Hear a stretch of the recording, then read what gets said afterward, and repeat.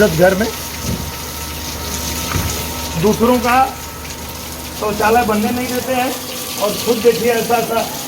Amit sir इधर देखिए खुद क्या व्यवस्था लगाया। अरे बाप रे प्रधान जी, आई देखा प्रधान जी की देखा बाहर प्रधान जी। अरे फसा देना नीचे, बता देना। अरे बा देखा अपने करवाओ। अब जैसे अपने खातिर व्यवस्था बनेले वालों ऐसे ही गांव लोग के आदमी लोग खातिर भी इज्जत घर बनवा देता लोग, तो ये दशा ना हो। अब आगे तो जरूर बनाओगे। अब आप आ गए नहीं डीएम साहब, आप कुछ करिए। नहीं ठीक है तो